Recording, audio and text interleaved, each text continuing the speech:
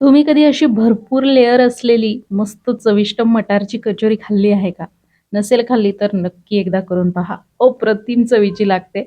चला तर बघूया ही खास मटार कचोरी कशी करायची आहे ते. त्यासाठी 1 कप मैदा, त्यामध्ये मीठ, 1 चमचा ओवा हातावर चांगला चोळून घालायचा आणि 1 टेबलस्पून मस्त कडकडीत तेल यामध्ये घालायचंय आणि व्यवस्थित पिठाला चांगलं चोळून घ्यायचंय. त्यानंतर थंड पाण्याने पीठ घट्ट असं हे मळून घ्यायचंय. तुम्हाला मैदा नसेल पाहिजे तर तुम्ही गव्हाचं पीठ देखील वापरू शकता.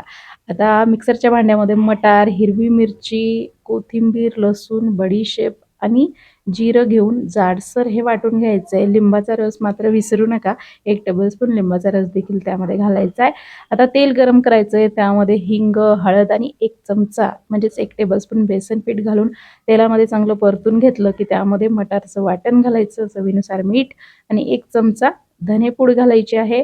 फक्त 2 मिनिटं हे शिजवून घ्यायचं. मस्त ओलसर असं हे मिश्रण तयार झालं पाहिजे. त्यानंतर मैद्याचं जे पीठ आपण तयार केलंय ना, त्याची मस्त पातळ चपाती लाटून घ्यायची. त्यावर हे मटारचं मिश्रण व्यवस्थित लावून घ्यायचं.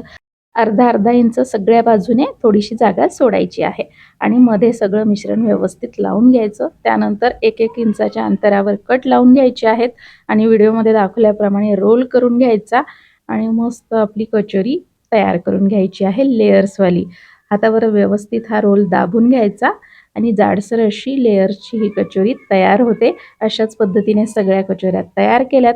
आता अगदी मंद आचेवर ह्या कचोऱ्या तळून घ्यायच्या आहेत. तेल जास्त तापू द्यायचं नाहीये. हलकसं तेल तापलं की त्यामध्ये कचोऱ्या घालायच्यात आणि मंद आचेवर तळायच्या आहेत. एक बॅच तळायला साधारण 10 ते 12 मिनिटं लागतात. असा सोनेरी रंग आला की कचोऱ्या काढून घ्यायच्यात. आता सध्या बाजारात फ्रेश मटार मिळतोय, तर नक्की एकदा अशी ही लेयरवाली कचोरी तुम्ही करून पहा. अगदी तुमच्या घरी सगळ्यांना आवडेल. अगदी 3-4 दिवस टिकणारी रेसिपी आहे. नक्की करून पहा आणि आवडल्यास नक्की लाईक करा. धन्यवाद.